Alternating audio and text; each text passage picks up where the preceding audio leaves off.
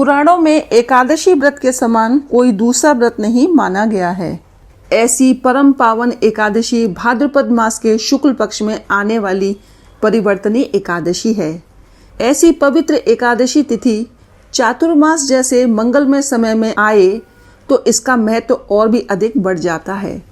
परिवर्तनी एकादशी पर हम अपने दुर्भाग्य को सौभाग्य में बदल सकते हैं। जो आज के दिन वामन रूप की पूजा करता है उससे तीनों लोग पूज्य होते हैं।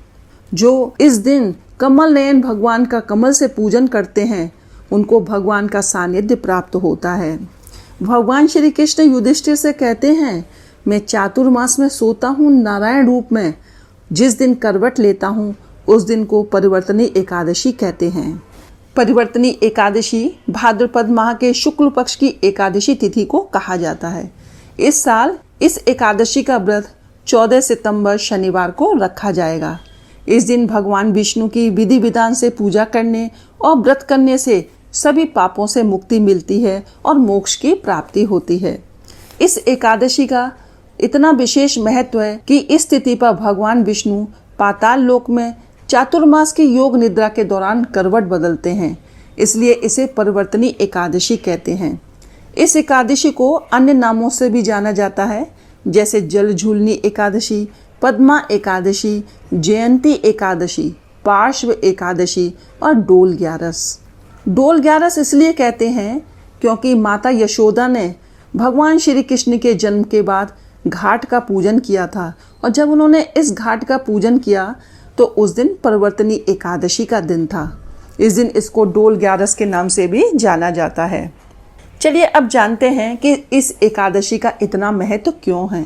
परिवर्तनी एकादशी के दिन व्रत करने से व्रती के जीवन में सकारात्मक बदलाव आते हैं और उनको अक्षय पुण्य की प्राप्ति होती है। इस दिन स्नान दान करने का भी विशेष महत्व माना गया है। एकादशी के व्रत को करने से भगवान विष्णु जातक के आर्थिक कष्ट को दूर करते हैं और आपके घर को सुख समृद्धि से भर देते हैं। इस व्रत को करने वाले को भगवान सांसारिक जीवन के बाद अपने चरणों में स्थान देते हैं। इस साल परिवर्तनी एकादशी के दिन रवि योग जैसे शुभ संयोग भी बन रहे हैं। इस दिन रवि योग है, शोभन योग है और सर्वार्थ सिद्धि योग भी बन रहा है। ऐसे शुभ योग में व्रत की पूजा करने से साधक को हर कार्य में सफलता प्राप्त होती है। चलिए अब जानते हैं कि ये तिथि कब शुरू हो रही है और कब समाप्त हो रही है। परिवर्तनी एकादशी तिथि का आरंभ 13 सितंबर शुक्रवार को रात 10:30 से होगा और ये 14 सितंबर शनिवार को रात 8:41 पर समाप्त होगी। उदया तिथि के अनुसार परिवर्तनी एकादशी का व्रत 14 सितंबर को रखा जाएगा। 15 सितंबर को प्रातः 6:06 से लेकर 8:34 तक पारण का समय रहेगा, तो आपको इस समय में ही अपने व्रत का पारण करना है। चलिए अब जानते हैं परिवर्तनी एकादशी की पूजा विधि।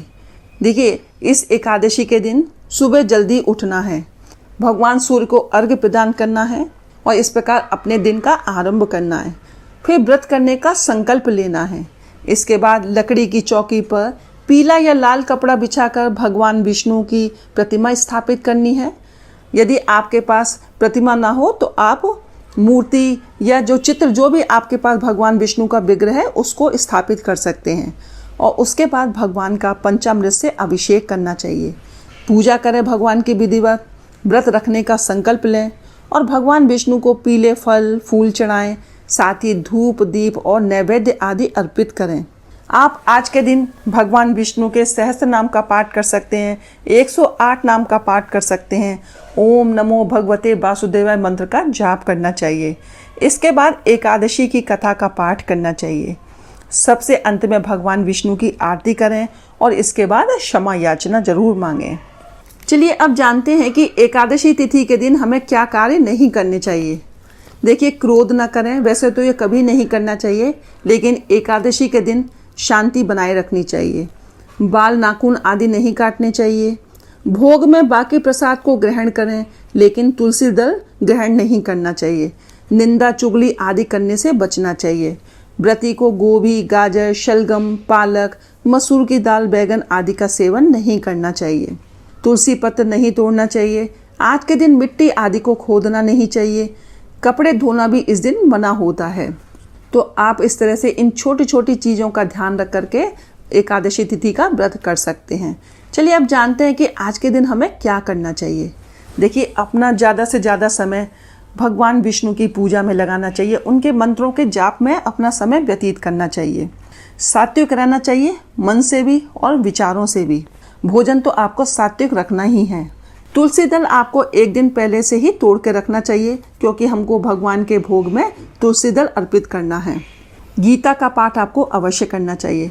यदि आप पूरे 18 अध्यायों का पाठ कर सकते हैं तो कर लीजिए, नहीं तो किसी भी एक अध्याय का आप पाठ कर सकते हैं।